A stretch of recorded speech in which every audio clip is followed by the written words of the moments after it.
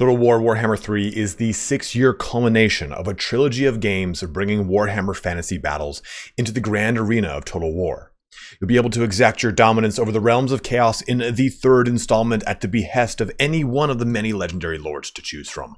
But if this is your first foray into Total War Warhammer, there can be a lot to get used to. In this video today, I hope to break down a lot of that barrier of entry by going through some of the finer points of the campaign map. Starting your first campaign in any game can be a daunting task where there are a ton of overlapping mechanics to learn. In this video, we'll be covering simply the campaign map, talking about movement, character skills, settlements and provinces, income and trade, research, diplomacy, and some army management basics. This will then be supplemented by a second video coming out tomorrow that goes over combat, which you can find linked in the upper right corner, description, and pinned comment once it's up on the channel. If this is your first time on my channel, the way I do things is upfronting the knowledge within my videos to see if it's the right one for you.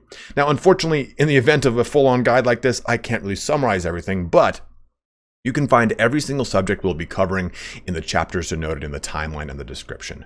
Feel free to just simply jump ahead to the points that interest you the most or use it as a point of reference to come back to in the future. One thing I will say before we get started though, don't get discouraged. Total War is a massive franchise that has evolved quite a bit over the years. If it feels overwhelming, that's okay. Don't be afraid to turn the difficulty down, save and reload a bunch of times. Just try everything to get your feet wet in the game. I'll be there to help you along the way, I promise. After a few hours, it'll all click and you'll be up until 3 a.m. every night wondering if you should just call in sick the next day. If you need any help selecting a campaign, I have an entire playlist dedicated to a spoiler-free breakdown of each one. You can find linked in the upper right corner. Before we get started, if you have not yet picked up Warhammer 3, you can support the channel by using the link to my Nexus Store. Nexus provides Steam keys directly from the developer, and I get a cut of every sale, which helps keep the channel alive. Lastly, if you end up enjoying the content, please don't forget to like, comment, or subscribe.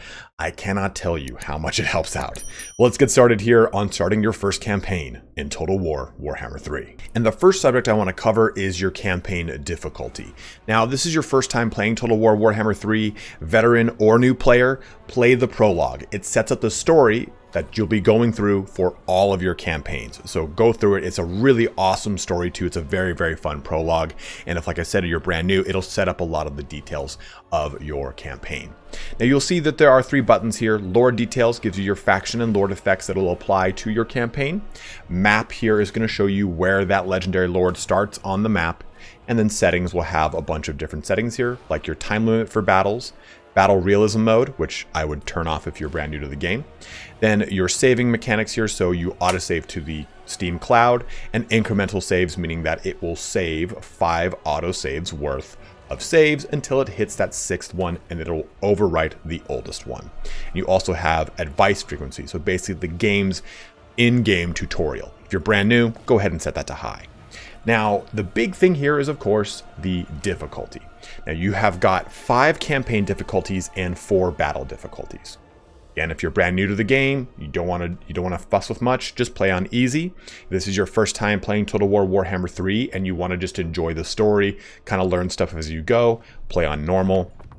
And then from there, I truly feel like the developers probably intended people to play the game on hard. It's a really good sweet spot between things being stacked against you, but not impossible, and a really good challenge.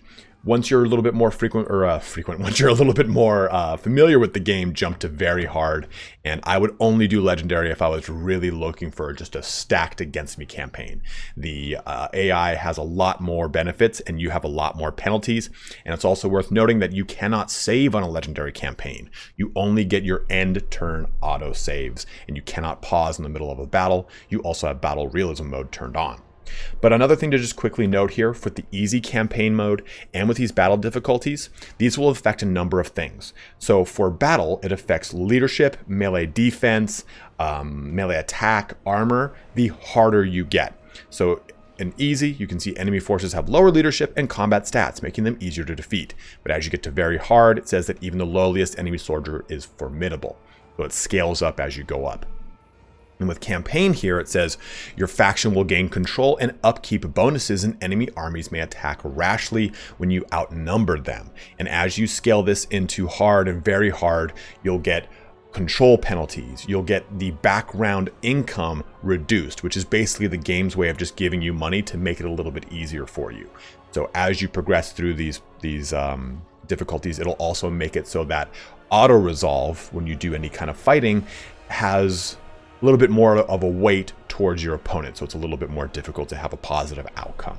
But these are your campaign difficulties. Like I've said before, if you're brand new, play easy. If it's your first time, just play normal to enjoy the story, but then play on hard to really have a good time with Total War Warhammer 3. So to start us off, let's look at movement, because it's a pretty big thing, right? It's how you get around the campaign map. And we're going to go ahead and select Zhao Ming here and take a look at this bar. This shows us his movement range, how much total movement he has. So right now he's got 96%. I did a little move a second ago that reduced some of it. And if you kind of take a look here, you scroll out, you can see that we have a nice big umbrella that is shaded in pretty much like 100% opacity with a pretty clear-cut line. But then there's another one that's got a lower opacity, and we'll talk about that one in a second. That's your march distance. But if I hold down right-click, we'll see an arrow come out from my character's feet, and the further I go, the more this will change color. And every time it changes color, it denotes the amount of turns it's going to take to get to that location. So you can see if I just keep it right here, it turns colors 3 times, saying it's going to take 3 turns to get to this location. And also you'll see another little thing here that pops up. In fact, we'll go over here to show it. A little gauntlet with a scroll showing that trespassing will have diplomatic repercussions. But anytime you want to move somewhere on the map that something's going to happen if you do it, it'll typically tell you. So if I look right here, this shows me a little skull and crossbones telling me, hey, you're going to suffer attrition. And attrition is damage that your entire army takes per turn you are in that location. So just be mindful of that when you are moving around the map, because it is important. You maybe don't want to incur diplomatic relations or, well, lose health on your army. And the way you can manipulate a lot of this is by taking advantage of the stances. So if you take a look at your character, you hover over this, you've got your stances. Now every faction's got different stances, so take a look at these and make sure you have a good mind for them per faction you're playing. The first one here is channeling, which is going to increase your Winds of Magic power reserve. That's this bar right here, and we'll talk about that when we get into army management. But also it'll have a campaign movement range penalty of 10%. Each one of these stances will either cost you campaign movement range to adopt, or it will incur a penalty when you want to move within that stance. Take, for example, here encamp. So I can pop into encampment stance right now, but I get a 50% campaign movement range penalty, meaning I can move at 50% of my normal rate, of course. But this allows me to replenish and have access to the global recruitment pool, which I'll show you when we get into army management. You're immune to most attrition, so in those areas where you would suffer damage, you won't. Campaign movement is disabled when you are recruiting. Ambush defense chances increased by 75%. Leadership and melee defense are also increased. You get a raiding stance here, which allows you to essentially pillage anyone's territory and draw income from them. It reduces control and growth. These are things that we'll talk about when we get into province management. But if you're attacked, see there it says vigor in battle winded. So your units will already be kind of downtrodden once they get into combat. So you have to be mindful of that. And income from all buildings in the region that you're attacking gets minus 100%. So there are some penalties and benefits to doing all this stuff. Now the biggest one I want to really talk about here is ambush. And ambush allows you to get a drop on your opponent and you jump into a special engagement, a special ambush battle. And you'll see here, campaign movement range penalty, 25%, meaning it takes you 25% to adopt this. So I can move all the way up. And as you see, as I draw the slider, look at that bar on the left hand, right here. It starts to move up and down because it's showing the percentage I'm going to have left. I could go all the way up to 25%. If I went to 24, it wouldn't work. I'll go to 25% and I could still adopt ambush stance. But if I go to 24%, which is right here, I will not be allowed to adopt ambush stance. So this allows you to say maybe sneak into these trees and adopt ambush stance because you've got an army just around the corner. Or like the event of this guy right here, I could get maybe like right here, then put into ambush stance. And you'll notice that as I'm holding down right click right now, it says province, wastelands of Jinshen, terrain, desert, ambush success chance 40%. Every location on the map has a different ambush success chance, and you can further inflate this number through individual skills. Let's look over here at these trees. Remember, see how this jumps it up to ambush success chance 70%, which is quite nice. And that is very good if you want to say maybe you look for roads particularly. That's what the AI will typically try to go on. But if you try to say jump in a tree next to jump in a patch of trees next to the road and go into ambush stance, you have a higher likelihood of actually having the ambush go off because the AI will walk through that location. But if I did it over here, well, they wouldn't have much of a benefit. So if you are doing an ambush, make sure you look at places with high ambush success. The middle of a desert, kind of easy to see that coming, but you can see how that can work out to your advantage. Now, with ambush, if I hover over my character, you see this big red circle around him. It's the same thing around this province. It's the same thing around this enemy. That is essentially the engagement zone. If I enter that, or if I get close to it, I can reinforce my allies. If I get right up to here, I can reinforce someone. If I jump into it, I can directly attack them. And it's the same thing for settlements. If I get up to the settlement and enter it, I'm fine. If it's an enemy, I can besiege it. But if I want to support anyone who's besieging this settlement, I would get right here on the outside of this engagement zone, and it allows me to reinforce or just directly aid them. And it's the same thing here too with ambush. You can see that red circle around me. That is the engagement zone. That is basically if someone walks through that, that's when that chance of success trips off. If I'm at a high enough chance, I will get that ambush to kick off. The last one here that you will probably use a lot is March. And if we're going to zoom out to show this off. So again, let's actually take a look at our maximum movement range. And remember that the low opacity movement range. Take a look at that one too. Then we're going to hover over March. See how it fills that in and turns the opacity up, showing that that is now the range that we can go. But you just now always have an idea of what that max range is no matter what. So you can say, well, I'm going to move here. Well, now that I've revealed this portion of the map, I know it's safe. We'll go into March and I'll walk forward. Because look at March. It's kind of dangerous if you're not clever with it. So it does increase your campaign movement range by 50%, which is nice. But you can't recruit. Your vigor in battle is tired. Ambush defense chance amount is 25%. So you might get really just pulled into a bad trap there. And should the army be attacked, retreat will be impossible. If it loses the battle, it will be wiped out. Otherwise, if you lose the battle, you retreat, and the enemy has to pursue you. So this will completely destroy your army if you're in March and someone attacks you. Just be careful. If you lose, that is. Also, you cannot initiate battle. You can't march right up to someone's face and attack them. You have to march, wait a turn, switch stances, and then attack. And right now we are in the normal stance. But that covers all of your stances here. Let's move on to another subject in your character skills. I've jumped ahead in our campaign to show off more of the character skills, and it'll help when we talk about settlements, provinces, and whatnot. So let's go into character skills here and talk about the new character skill menu from Warhammer 3.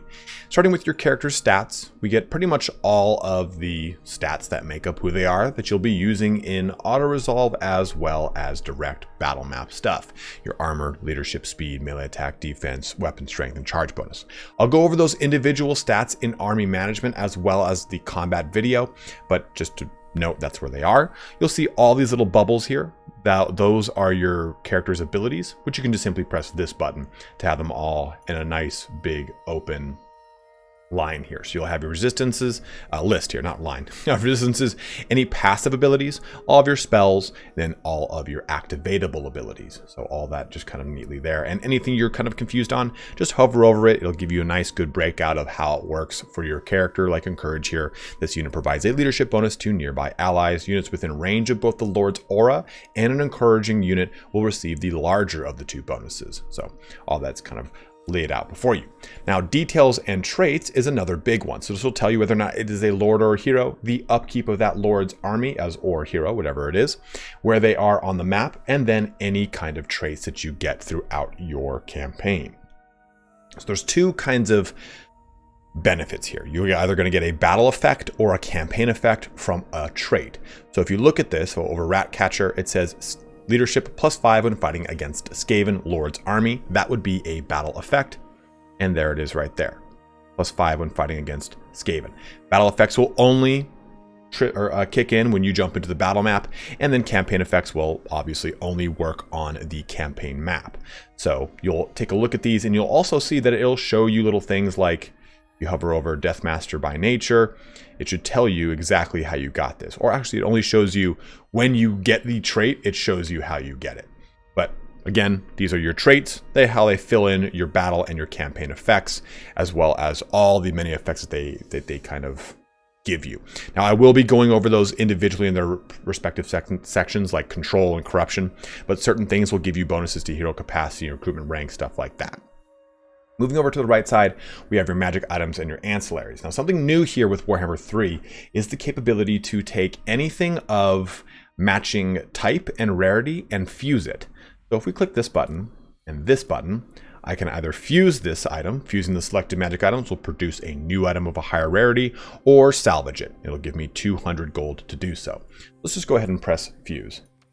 So, well, bam, we got the Alchemist's Elixir of Iron Skin for doing that. And it is a great way to take all these just extra items you don't need. I'm just going to go ahead and do this again to show off and keep climbing these up the rarity. Okay, now we got the Crystal of Kunlun here. So it just allows you to get a lot of really cool items that you otherwise would not have had because you just had a whole bunch of just crap in your inventory.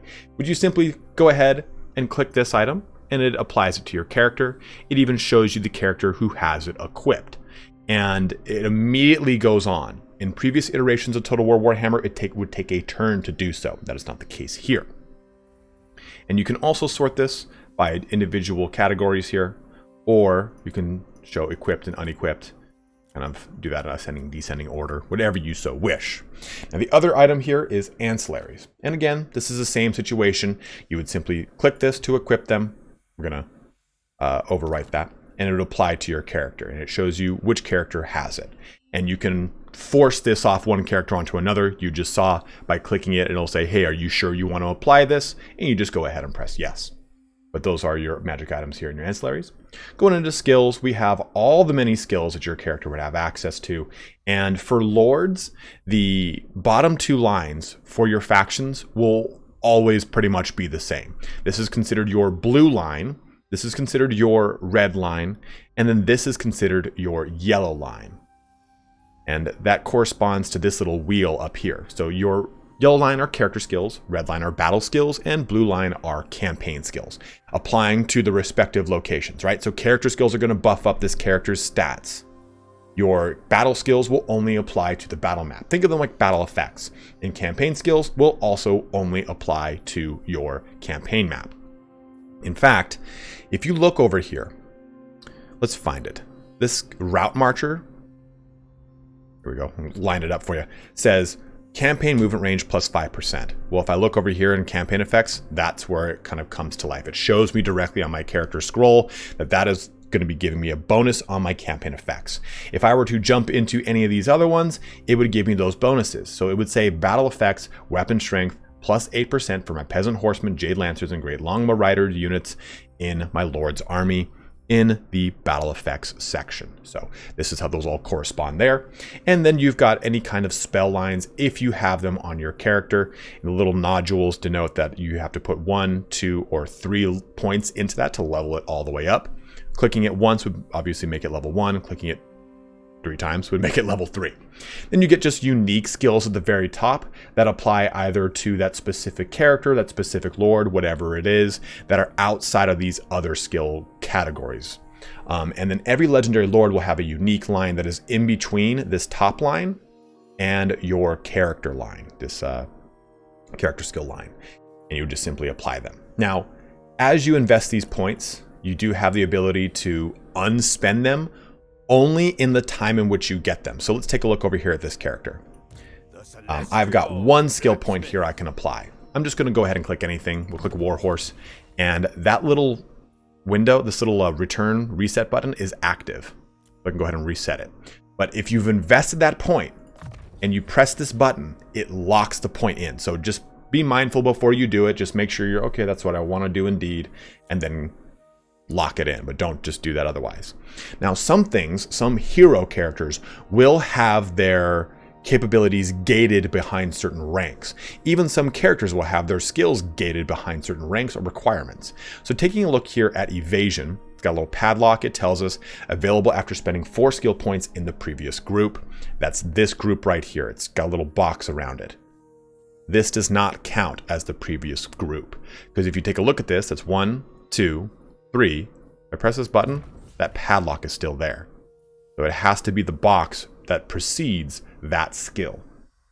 Also down here, this doesn't have a padlock on it, but these are barred by rank. You can see here I've got level 1, level 2, but now that one has a padlock on it, and it tells me available at rank 10. So even just boost income here, if I click this, oh, well, it shows me there's an empty blip here, so I can go up to level 2, but again, available at rank 10. And then lastly, there are just simply ones that are barred by rank, like immortality here, available at rank 20. And you can, of course, rename any character you want by pressing this button here. And you can take a look at their record to basically get an idea of how this character has progressed across your campaign and what they've done and everything like that, which is kind of cool. And any kind of statistics you want. Just the same thing we got from our faction scroll, right? It kind of comes to life right there. Going back into that screen. And pretty much, like I said, you'll be spending a lot of time in here just to quickly allocate skills, but that's the kind of quick breakdown. You do have an ability with lords that calls for replacing the lord, in which case you would swap them with any other lord you can recruit and just put it in their stead. So you would use this in an instance when maybe your legendary lord has been killed and you want to swap it back out, has been killed and they're recovering, they're wounded, and you want to swap them back into the game once they've recovered. You would just simply use this button to swap them back in. But these are all of your character skills and details. Just gives you a nice big breakdown of how that works, the new salvage and fuse mechanic, which is quite huge, especially if you're playing Zhao Ming, who has a really cool ability here that allows him to get a magic item every time he fights a fight. So you can really use that ability quite a bit.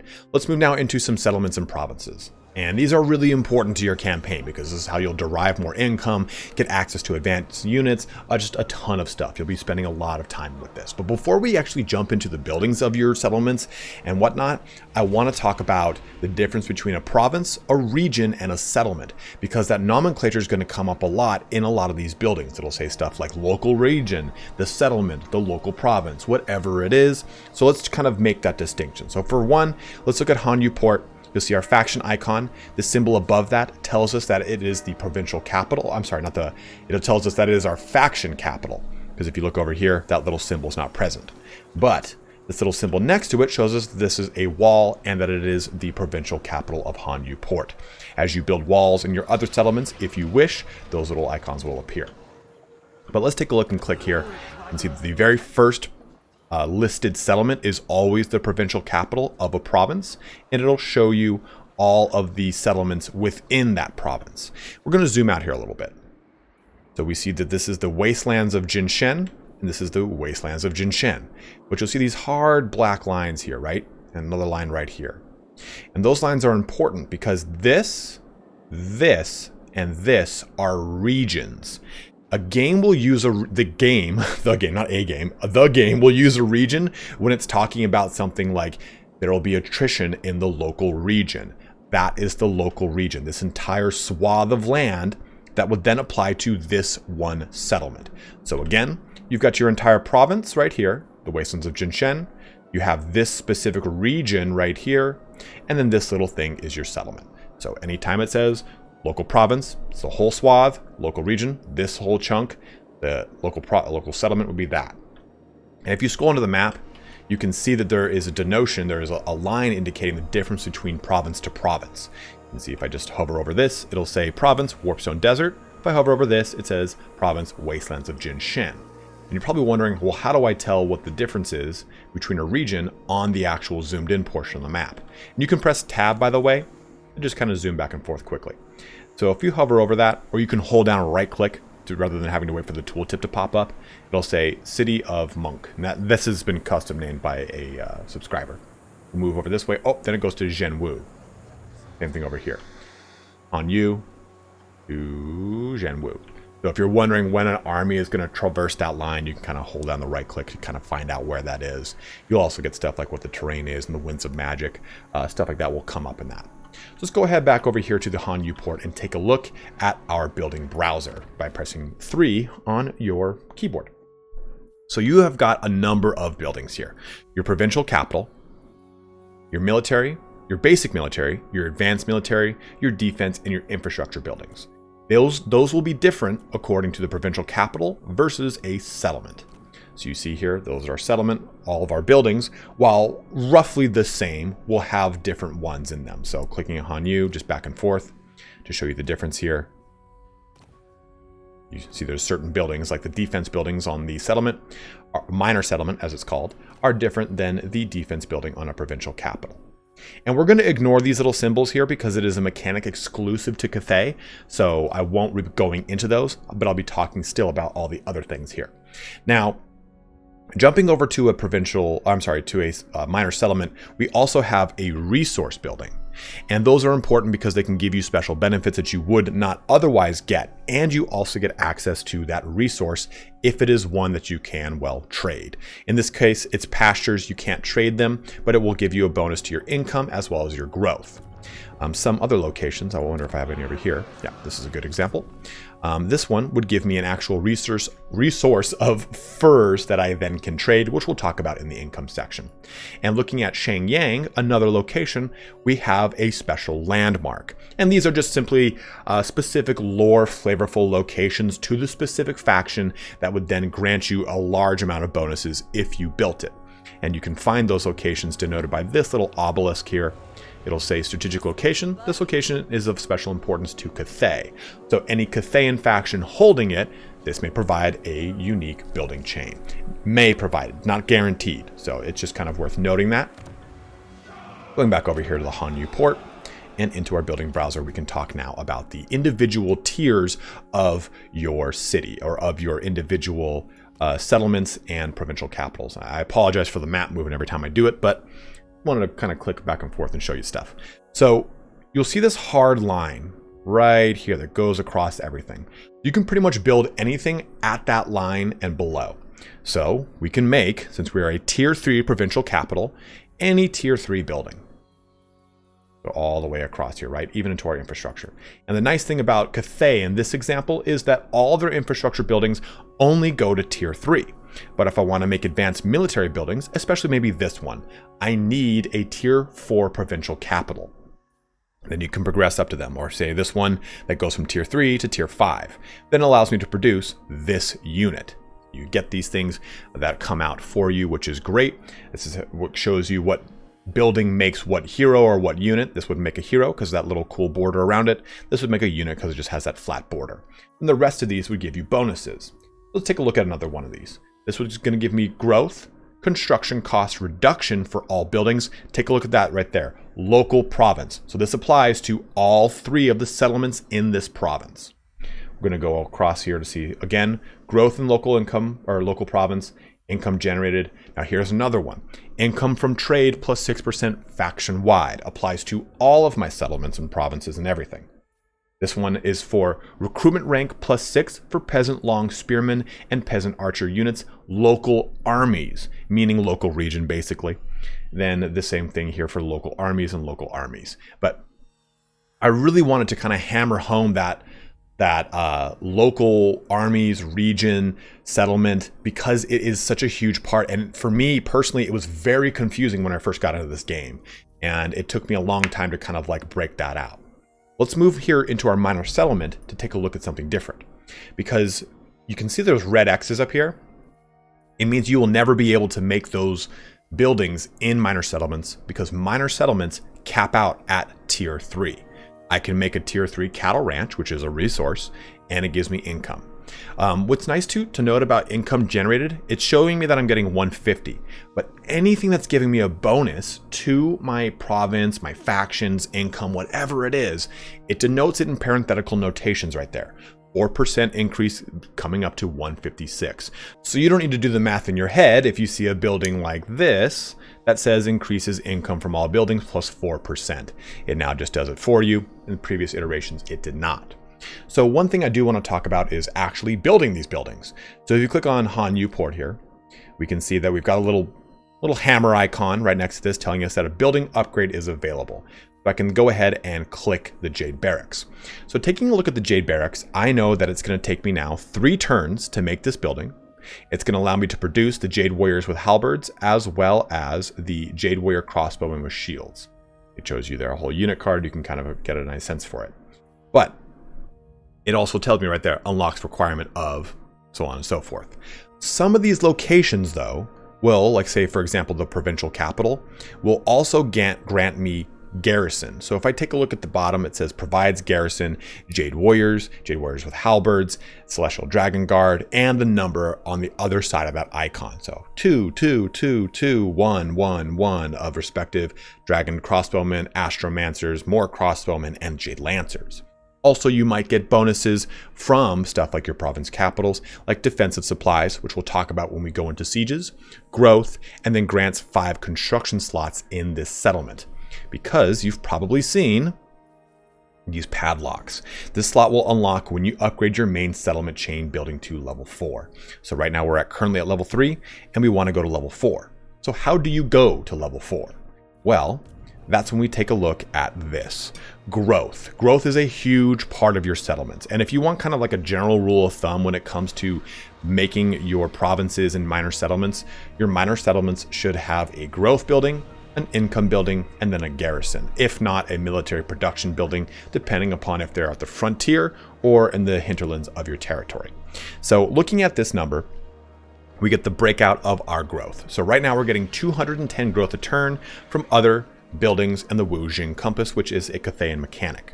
And then it tells us right now that we've got 3 surplus growth, and it's going to take us 6 turns to get an additional surplus point.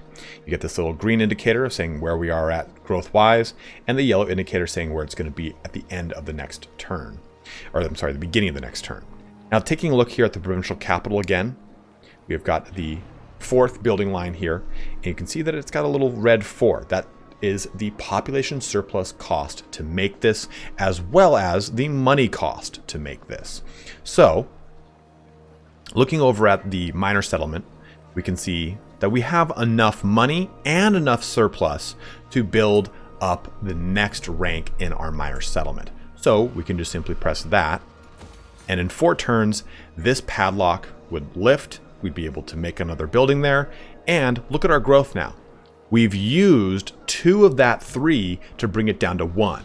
And you can see too that number also means we're very close to already getting into a second point of surplus in 2 turns.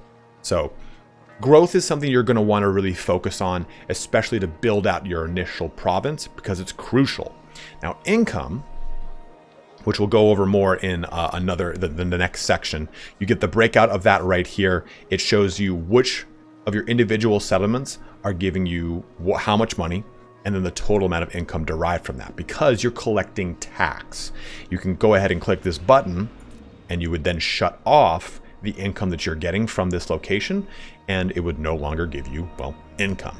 But it increases your control. You see right here, my control. Click this button again. See how it went up and down up and down 4. So this is a way, if you say maybe recently capture a location, you can click this button and get some control out of it, because control is crucial. So control in this situation, if you hover over the number, it gives us what is being either detracted or added to our control. So its commandments are adding to it, but collected income and the difficulty level is reducing it. So our -23 control is dropping by 2 per turn. Control is deteriorating. At the current rate, there will be a rebellion in 39 turns. And that rebellion will pop up by your provincial capital, and they'll attack your provincial capital when they're ready, or if you don't kill them first. Now you'll notice though that this control has a little thing right here. So at steady control, which is -25 to 25 positive, you have campaign line of sight plus 10% for settlements. As you progress positive, you get more and more benefits, all the way up to 75 to 100. Pretty much every 25, you're right, you're jumping into another bracket of control, and it's going to give you more benefits. Campaign line of sight, growth, and recruitment cost reduction, but it does confer a control penalty. And Same thing here with negative. As you go into insecure, wavering, and then into weak, which would also talk about all different types of my self-esteem, it gives you what the benefits and the, well, penalties are. Campaign line of sight, plus 0% for settlements. Growth minus 20, control plus 8, as a means to try and get you out of it. And then recruitment cost plus 15% for your local armies. You will be looking at this a lot throughout your campaign. And then you have your corruption. Now, this will be different per your campaign, but with Cathay, you don't want any corruption. So you've got, from left to right, your Undivided, Vampiric, Skaven, Khorne, Nurgle, Slaanesh, and Tzeentch corruption. Now, of course, these will incur attrition on you. It will change the campaign map. It will change the battle map. In fact, if we go over here to another part of Cathay, you'll see a lot of attrition over here, right? This is showing us, if I just hover right here, Chaos Undivided Corruption 100. So you don't want corruption in a land where you do where your faction doesn't benefit from it. And one other thing too is your province effects. So these are just kind of anything that's happening either from your heroes that are present in the location, anything from an event, anything that's incurred from your corruption, control, whatever it is, or your commandments. Now, once you solidify all 3 of your settlements in a province, you get access to a commandment. The commandments will differ from faction to faction. You can have none, or you can have this one, which is going to increase my trade faction-wide. This one helps with my recruitment costs and local recruitment capacity. This one helps out with your campaign movement range of your enemies, local enemy armies. So local armies in this entire province. Also, local armies get a melee defense buff as well for this entire province. Going into this other one, we get a research rate bonus, which we'll talk about when we talk about research rate, but basically you research 7% faster. So you can issue these, and if you click it, you see this little thing right there. It's going to take a turn for that to switch. This commandment will cease to take effect at the start of the next turn because we're swapping commandments here. So you can see that this is a very important part of your campaign. And you have a lot of little context tips to help you out. Like if I click on Hanyu Port, this is my relative wall strength. If I click over here, that wall strength is just not there. And you get stuff like I said before, your strategic locations, any resources such as spice or your furs, stuff like that, your building icons, and the ability to name or rename any selected settlement you so wish. Now, with Total War Warhammer 3, you also have this button, Auto Construct Buildings. And you click this button, and then this other little thing comes up. You can click that, and you can choose to have this be a higher priority. You know, this is my home, this is my provincial, this is my capital. This is the one I want to focus on the most. So we set it to a higher priority. And then the province will focus on building either a balance of both military and economy buildings, or one or the other. You press that here and here.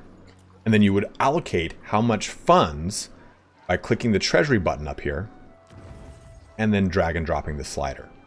You can say, I want 100% of my funds to go towards allocating the auto construct for all of my provinces across my faction, starting with the highest priority first. And we'll jump more into the screen in the next section here, but this can allow you to, when you have a much, much larger empire and you don't want to be building all these individual little buildings, you'd press this you wouldn't do that. You'd click this little thing, and you'd probably do economy. If you had a massive empire and you didn't want to deal with building a bunch of economy buildings up, it would take care of it for you every time you press end turn. So it's a cool way to kind of just auto manage a much larger, bigger empire. Within this screen though, we get some other information. Like this is going to show us the income from this specific province. If you hover over, it gives you a break. It shows you the income for the specific settlement. If you hover over, it gives you the entire province, the control, and then your garrison. So just hovering over that shows the entire garrison, or you press this button, or press 2 if you so wish. And this shows us the garrison and all of our settlements. We again have the building browser, which we went through. And then we've got these other 2 icons for recruiting your lords. You can choose between your 2 lords right through here, and then your heroes. Now, heroes will be gated by specific buildings here, right? Building required celestial tower. You can click this, and it'll immediately show you which building you need to make to allow you to recruit that hero. But this is all locked into your settlements and provinces and how to manage them and how crucial it is to Total War Warhammer 3. Next up, I want to talk about income and trade. And this is not a very big subject because a lot of it kind of comes automatically to you, but it's worth noting that if you look in the upper left here, you've got your treasury, right? Your total amount of income that you have currently, how much you have in your treasury, and how much you're making per turn. And it shows you background, building, trade, all of it, and then how much your army upkeep is detracting from that. So we're going to go ahead and press the minus button. It's the same thing as clicking this little treasury. And it shows us our income and our expenditure. This is where we saw that auto construction budget capability as well. So again, shows us our total income minus our expenditure is that much per turn, right? And if you want to get really detailed, you can press details and it shows you everything. Your projected this turn, from last turn, all those goodies right there. You are probably wondering what the hell is background income? It is a set amount of income that the game will always give you every turn based off of your difficulty. This is currently set to hard or very hard, I'm not sure. In fact, if I press this button, we're going to find out together. This is currently set to hard, set to hard right here. And if this was set to normal, that background income would be 5,000. And I think if it's easy, it's set to 10,000 or something absurdly high. So if you've played from difficulty to difficulty, you notice that background income will get shaved down to 2,500 at minimum. That's the lowest it will go, I believe. But your other option here is for trade. Now, trade will show you what you're producing and what you're importing resource-wise. Now, this can be particularly useful for specific factions that need to focus on producing or importing specific resources. But from what I've seen from Total War Warhammer 3, no faction is reliant upon these resources like it is in Total War Warhammer 2. But you can see that these resources have a corresponding value. So marble here has 9. Golden idols has 16. So to produce them allows me to increase the amount of money I get from trading. So here are my current trade partners.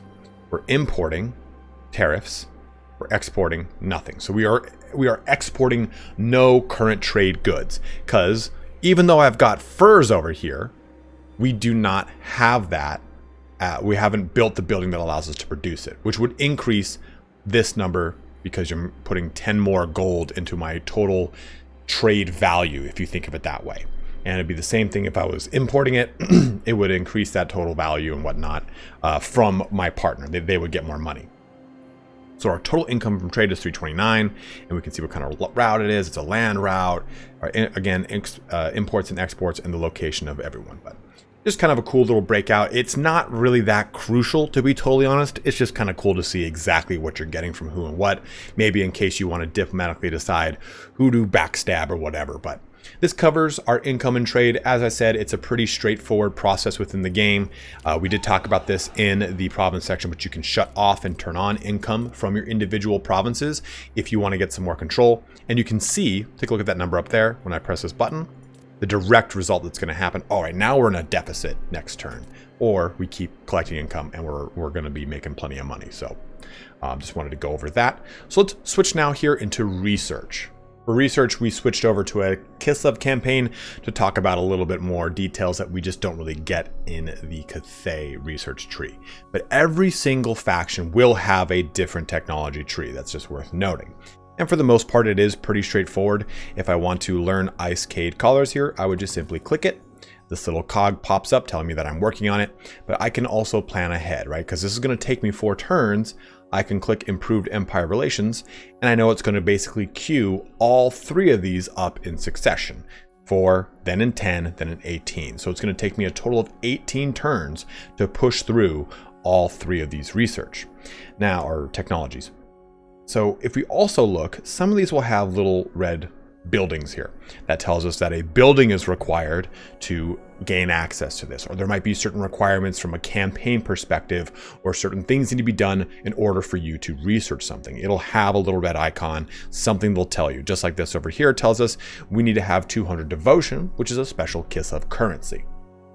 So this tells me in order to be able to make this building, I need to have Erengrad, because this is the Erengrad skill line. and that's kind of unique to Kislev. So if you want to get these, you'll then have to do the requirements to do it. So this requires both Kislev, and you'll see this for a lot of them, I need to have 5 of the previous technologies in the aforementioned group. This is just like the character skills, right? You need to get an X amount of skills in the preceding group. It's just like that for technology. We see it already over here, where I've already gotten 2 of these technologies, which now allows me to pull any technology from this group. But this one will say requires 3 technologies, either Gospodar Governance, Toughened Stanchions, Troll Country Pathfinder, or Ursunite Cult Customs. I'm sorry, not all 4, but 3 of those 4 before I can even jump into these. So just to quickly go over that, there are 2 other cool functions of the technology tree. You have your research rate, which basically shows, the rate in which you are researching your technologies, but increasing this number obviously is going to make them research at a much faster rate, getting you into some of the bigger, better things of your campaign or some strong buffs to your overall units. And then this button, your search button, which is also in your character skills button, I did not outline, but it is a good one. So it allows you to say, you know what, I'm going to focus technologically on all of my bear riders for Kislev. So let's type in bear riders. Well, bear rider. There we go. So this shows me that it's going to have a passive ability frenzy for war bear rider units. Or maybe let's go ahead and say, you know what, I'm going to focus on melee defense. Well, this will now start to highlight anything that's going to give me melee defense. Well, if they do, let's go with reload. Here, reload, there we go. So siege mentality here gives us ammunition, but reload time reduction. And it'll pulse, like this one gives us reload time reduction, if it's going to help out with that reload time. There we go, reload time again. So using the search function allows you to focus any of your technologies, or again, you can use this on your character skills like I mentioned. So if you do want to have any character skills that specifically benefit, say, Warbear Riders or your Khorne Bloodletters if you're playing Khorne, or whatever unit it is, you would just simply type it here in this. I find that just typing portions of it tends to find it a little bit quicker than typing the whole thing, because like you saw me, I typed in Bear Riders and it didn't work. I had to delete the S. So just kind of get finicky with that. It's a very exact thing. So just kind of search for whatever you need. So let's now move into some diplomacy. Jumping back into Cathay, let's talk about some diplomacy. And this is a pretty clear-cut thing. We're going to go ahead and press either this button right here or 7 on our keyboard, and it'll bring up our diplomacy screen. So with the diplomacy screen, we get a lot of information, right? And it can seem a little overwhelming at first, but pretty much for the most part, it's straightforward. On the left side is you, your strength rank, basically your rank versus all the known factions in the world, your reliability, basically the AI's capability to trust you, and your relationship across defensive, military, war, and trade agreements, defensive and military alliances, that is. And then any trade goods you are importing or exporting. Same thing over here on the right side with your AI, but this attributes portion shows you the AI's profile. So Bastion Guardian, they're going to go over, hang out at the Bastion, Great Wall Bastion. In Caravan Master, they're going to be doing the Cathay Caravan mechanic a bunch. The big thing though is this button, or this little thing that shows you your relationship to this faction. So right now we're at neutral with a red descending arrow because there's certain things that they condemn, even though they approve quite a few. So you want to keep these things in mind. You want to be looking at these. You can see that it's deteriorating. So next turn it's going to go from 10 to 9, and that will slowly go down more and more. I can give them a gift to increase that. So let's go ahead and click on the Burning Wind Nomads, and press this Initiate Diplomacy button. And from here, we have a bunch of little tiny blips. And these icons here, non-aggression pact, means that they won't attack me, I won't attack them. Trade agreement, well, we're simply going to trade with each other. And also, if you hover over it, it shows you how much income you're going to get. If I click on it, I'm going to get 66 gold. I'm going to give them 63 gold in a trading situation, basically. I don't directly give them. It's like how much they're making from the trade agreement, basically. But we're going to press that to close that out. Military access, so no diplomatic relation penalty for going into each other's land. A defensive alliance, meaning they'll defend you if you're at war. Military alliance, they'll join you if you're at war. And then confederation, they will join your faction. Now, only the same races can join each other. You can't have Ogre Kingdom joining Cathay or vice versa. Then the ability to basically break all the aforementioned things we just talked about. Payments, joining a war, declaring war and then transferring settlements. So I can trade one of mine to theirs, transfer one back and forth, or they can gift one to me, whatever it is. Now payments, I can either demand one or offer one. Offering one is going to be a percentage of my total income, small, medium, or large gift, and these will give me a relation bonus if I do it. So if I press this, it'll give them, hey, if you go through with that, it's going to give them a small little bonus to their overall relationship. We're not going to go through with that because I want to show you quick deals. So quick deals basically takes all these buttons and puts it into an easier to read format. We're going to go ahead and press this. And this shows all those aforementioned buttons, but the likelihood to succeed across all the known factions, or the factions that you know on the map so far. So let's look at trade agreement here. So Karak Azorn, we're at a minus 3.1, or when it comes to non-aggression pact, we're at a minus 0.07. So basically, anything with a bright red kind of symbol here means you have the chance to make it happen using money or whatnot. If it says deep crimson with likelihood of success low, you just can't make it happen. So let's go ahead and go back to trade agreement, go to Karak Azorn, and click initiate diplomacy. From here, we have the ability to just kind of custom build, not custom build it, to either manipulate this in whatever way we can. We have these little symbols here that allows us to balance the offer. So let's go ahead and press that. Boom. Now we're going to pay 4,100, but we are going to get that trade agreement because this has just churned to 0.0 from -4 something, right? We're going to exit out of this payment to kind of show the juxtaposition. That's -3.1. So pressing that back and forth kind of makes that actually happen. You can also threaten them, which basically says, if you don't take this, we declare war, but I don't ever recommend that. But that's just kind of a quick little preview here of how diplomacy works, because you'll be spending a lot of time with diplomacy across all the other factions you make or meet around the map. Jumping back into the menu, I want to show one final thing that's really important, and it is the new war coordination button here. So I click this, we get a whole bunch of new things that apply to any ally you have got.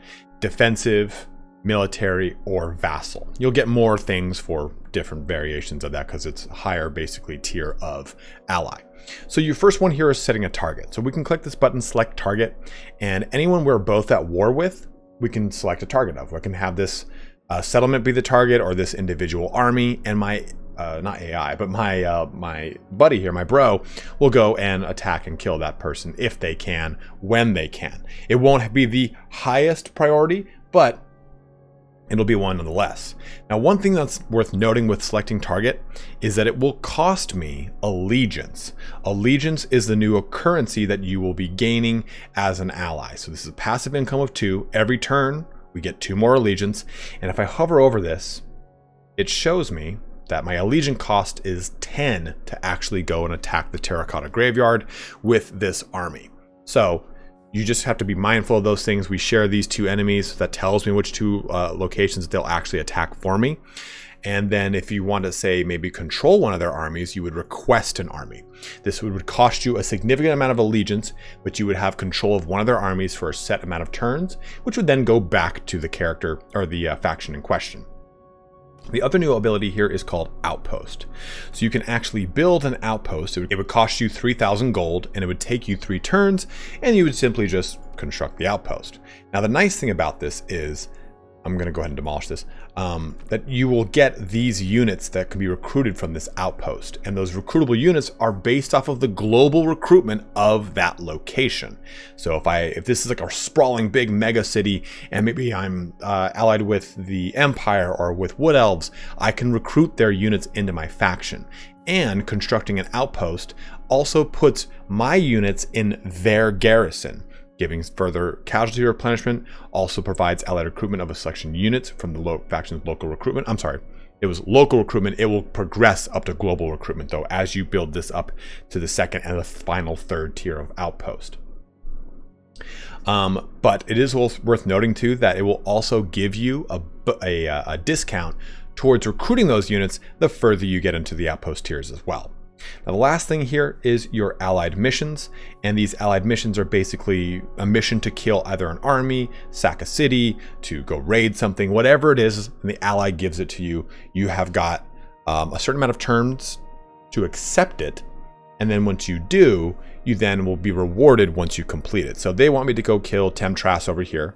Click this button, it'll zoom to where he is. I've got 2 turns to accept this before they start to offer me different missions, and then it'll give me 12 allegiance. So this is a way to boost your allegiance to get some benefits out of it. Now, all this kind of comes around to outposts in your own lands. We're going to go ahead and click back over here to the fabled port, Hanyu port.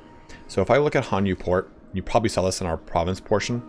There's this little button from our settlement details. If I click this, I can see that my ally has constructed an actual outpost here.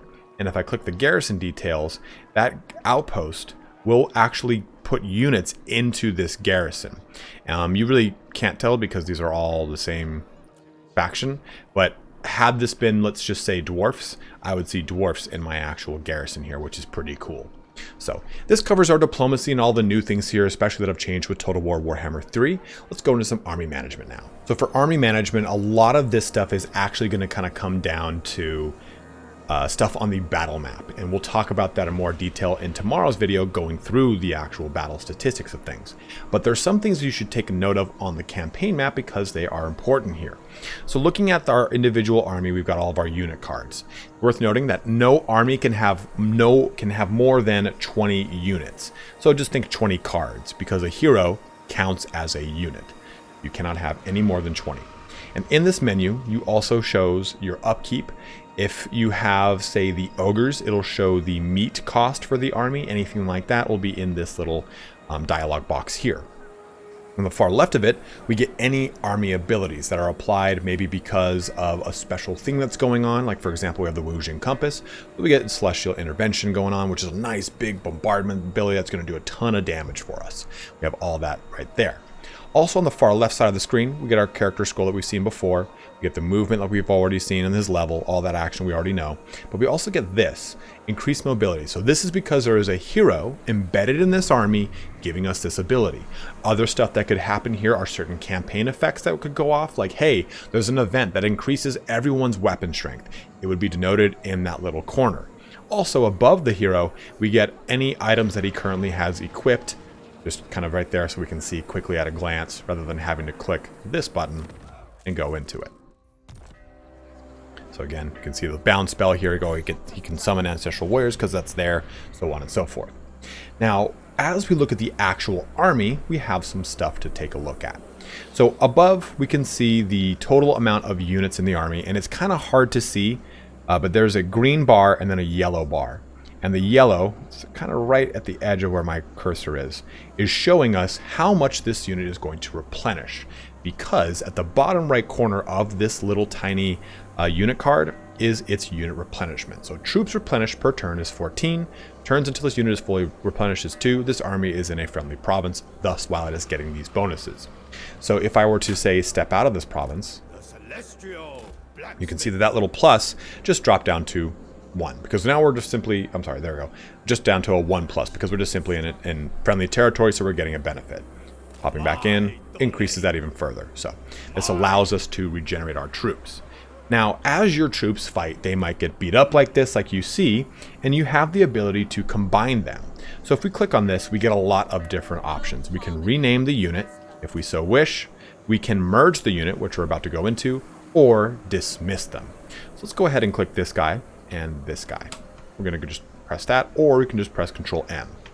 Boom, they're merged together, and now they're pretty much at full health. They still need to recoup 10 more units or so, and they'll probably do that by the end of the turn. And look, yeah, turns until replenished 1. So let's go ahead and show one other thing is your recruitment. So you have got 2 pools to recruit from. Generally, some other factions have even more, like the ogres, for example, have camps and everything like that. But you've got your local recruitment, which is going to pull from the local province, or your global recruitment, which will pull from your entire faction. Now, the difference between global and local, aside from its geographical location, is the cost and time. Take a look at global. Yeah, sure, we have 3 recruitment slots, which are these little nodes right here, but our peasant archers are going to take 700, it's going to cost 779 gold, and it's going to take us 2 turns to do so. If we hover over that little up arrow, it shows us the cost. The regular cost is 742, and it's going to cost us so much more to just pull this directly from the global recruitment. You left click it once and it locks it into place, showing it down here. It's going to take you 2 turns. Let's go ahead and unclick that. But now we can instead just pull from the local recruitment. As you can see, the difference here is it's going to take 1 turn to make versus the 2. And you're looking at 473 cost versus the 779. And we're already having an increase in the cost. So it's not fun to have to deal with that an additional time, right? Like hovering over this, regular cost is 450, but we're already dealing with an increase, putting it up to 473. So click that and boom, it will recruit in 1 turn. I press end turn and it is recruited. Now, pressing that button though, does lock me in place. I go into mustering stance, which means I cannot move. So you would do this at the end of your move as long as you are not in March. Remember, March disables the chance for you to recruit units. So this is when you would do that. Now below the cost is the upkeep cost. This would get added to this number and detract from this total number. And it won't do it immediately. So right now it says 709. If I press this, still says 709, right? Because the unit's not been made. So you don't pay upkeep on it until the next turn. So just kind of be mindful of that when you are making your units. Also, sometimes you'll see little chevrons. Those denote the unit rank. What's nice here is that in Total War Warhammer 3, hovering over your chevrons tells you the unit rank, your unit, the experience required until the next rank, and then all the benefits they get at that current rank. So we're getting leadership +3, melee attack +2, defense 2, reload skill 5, accuracy 9. Which is just a great boon. So to kind of compare that here, we can left click, and this will keep this little unit info placard over here on the left in place. I'm going to hover over something like these guys who do not have any unit ranks, but they are the exact same unit. And we can see the difference here now, right? It's giving us 3 less leadership, 2 less melee attack and defense, -1 missile strength, 690 more health. So you get an idea of exactly what is different about units when you hover over them. And it's very important too when it comes to say like, okay, hey, go back to this army, go to recruitment, and go, well, what's the difference between this unit of Jade Warriors and this one? You just hover over it and it shows us immediately, right? Those are some just important notes to kind of have about your overall army management. And you can, like I said, control M and combine these things. It will reduce the overall experience pool though. So if we take a look at these 2 guys don't have ranks, but this guy does. We merge them. Yeah, we still retain some of the ranks on one, and the other army got filled out, or the other unit got filled out.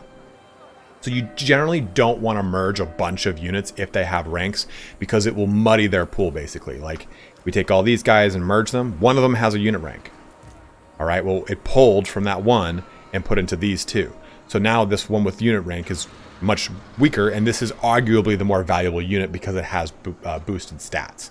So just be mindful of that. Don't merge a bunch of units. In fact, I almost never really merge unless something is at absolute bottom level of its health, because then it's just kind of easier to get another one going if it's so inexpensive.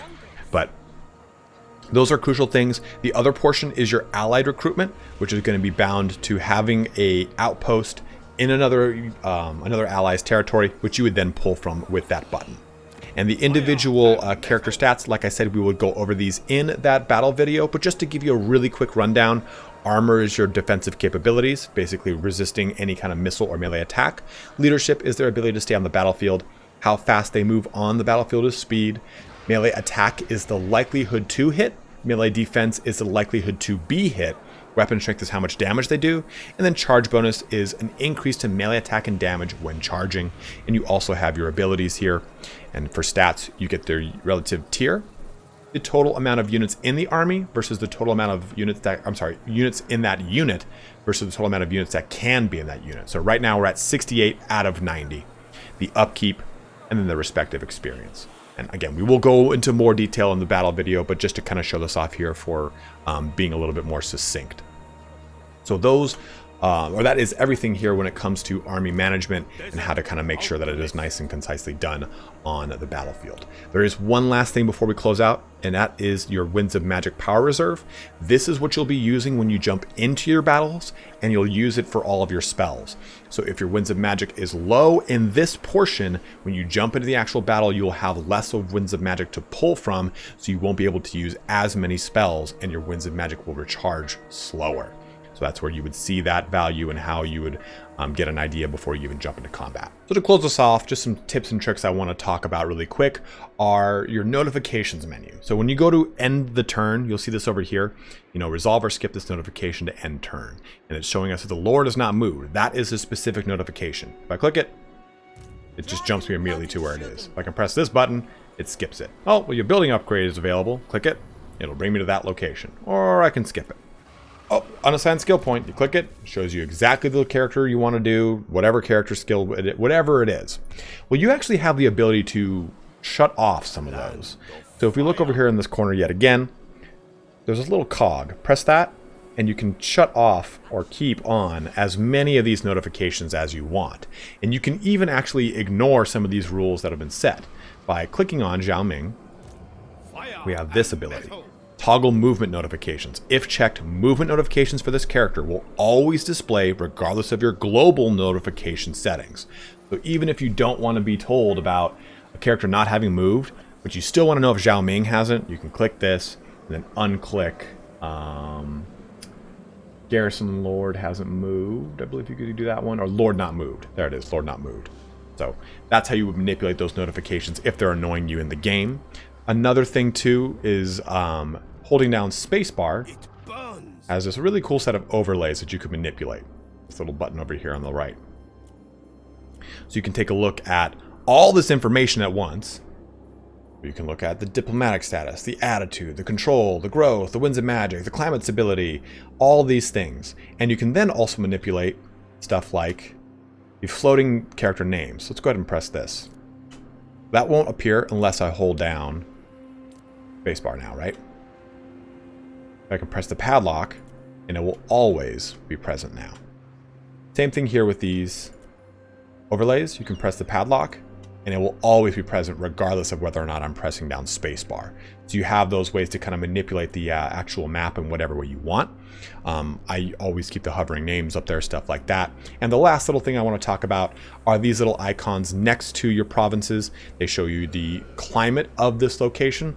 I don't think I pointed this out, but this also shows you any trade resource in these locations, right? Like you got your dyes, your spices, your strategic locations, but you'll be using this to tell if your faction can even have a settlement there. So clicking on my faction summary, I can see these are my three climate types that Zhao Ming likes being in: desert, savanna, and temperate. And if I live in an unpleasant climate, it actually will give me a penalty. You don't really want to have any unpleasant settlements if you can avoid it. You definitely don't want anything that's uninhabitable. You can live there, but it's going to be a massive penalty. An example here would be, I hover over to unpleasant climate of a mountain. It shows me the penalties I'm going to incur by living in this location. You just don't want to live there if you can avoid it. I think over here we can also see this uninhabitable, chaotic wasteland, even further penalties.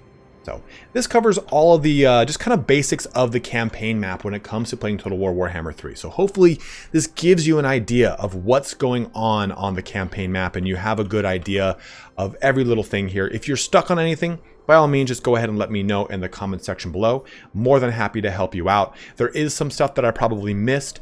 Hopefully going through the tutorial will kind of shore up any of those loose ends. Like I've said too, you do have this little question mark button that you can click to help you on anything that you may be, more of the more broader subjects, I suppose, that can be covered through here.